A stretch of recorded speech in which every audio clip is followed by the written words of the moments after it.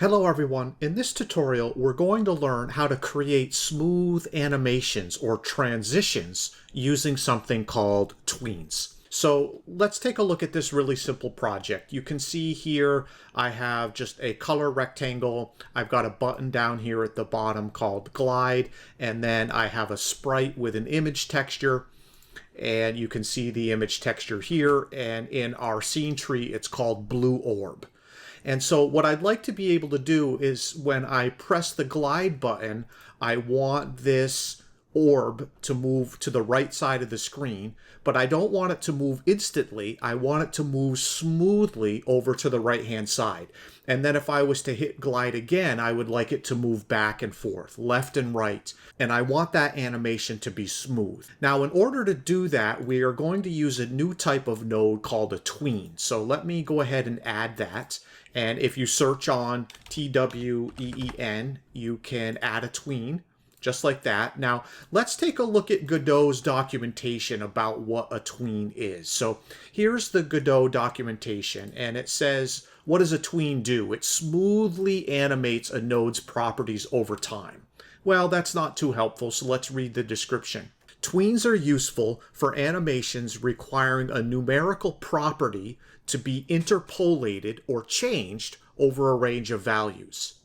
The name tween comes from in-betweening, an animation technique where you specify keyframes and the computer interpolates the frames that appear between them. And so this is some sample code that we are going to be using to take a look at how to actually make our tweens run. So let's come back over to our code. The current X position, if I look at transform, the current X position of this blue orb, it has an X value of 100. That's important because we are going to move it from X100 over to here, which is about X924, and we're going to send it back and forth. So how are we going to do that? Well, first we need a signal connected to our button node. So let's come over here. We're going to add a press signal, make sure main selected, boom. Now, in our function that Godot has provided for us, I'm just going to do a quick check. I'm going to say if blue orb, if its position, its X position is equal to 100, then I want to do something. And if it's not that, then I want to do something else. And for right now, let's just put in pass. Now, because I've already added tween here, I can reference that tween by just saying $tween dot. And what I want to do is interpolate a property. What does that mean? That means I just want to change a property over time. Now, importantly, we have to give tweens a lot of information. We're going to pass a lot of values between these parentheses in order for the tween to work. So the first thing, if we look here, it's telling us all of the properties that it needs. The first property that it wants to know is what object are you trying to change? And so in this case, we are trying to change the object called blue orb.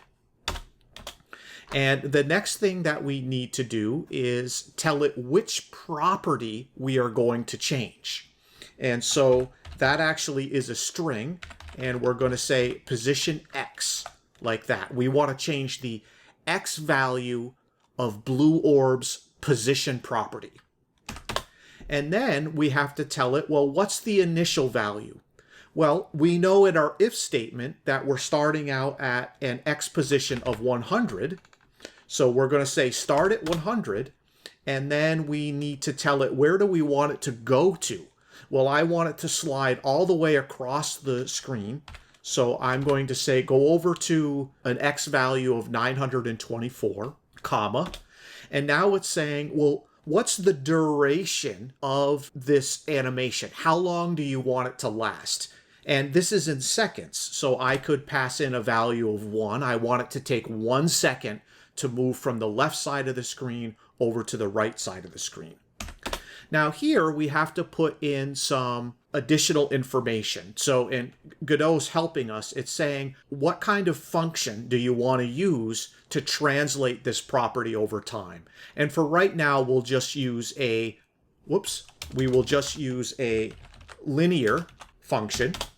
And now it's going to say, do you want it to ease in or ease out? And all that means is that, do you want the animation to start slowly and then speed up? That's easing in. Or do you want it to ease in and ease out? Meaning it speeds up and then at the end it eases out. It slows down when it gets there. So let's go ahead and put ease in and out.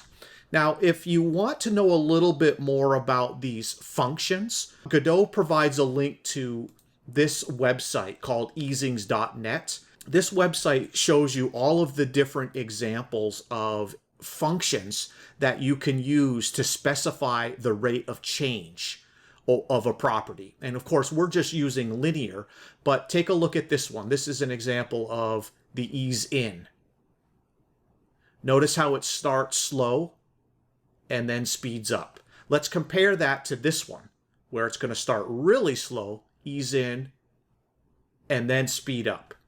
Or we might like something like this, the ease in bounce. It starts with a bounce and then pops up. Or we can ease out with a bounce. So those are different functions that we can use. And depending on the type of animation effect you're looking for, these are lots of different easing effects that can be applied. Okay, so we're just doing a linear one, and we're going to add in the ease out. Excellent. So we've passed in all of this information. And now what we want to do is we have to simply tell our tween to start. Boom. Now let's see if that works. I'm going to save my code. And let me go ahead and run this. And in theory, if I press glide, we're going to interpolate the X position property of this blue orb. And it's going to go from a property of a value of 100 all the way over to a value of 924. Let's see if that works. Let's glide. Boom. There we go. And that took 1 second in order for that to happen. Now, if I exit out of here, all of that is written in this code right here. So I'm going to copy that, and essentially what we're going to do is simply reverse the values if in the else condition. So instead of starting at a value of 100, I want to start at a value of 924, and I want to send it back to a value of 100. Now, just so we can see the effect, let's slow this down a little bit and tell it to take 2 seconds to go back. And so let me go ahead and run this code.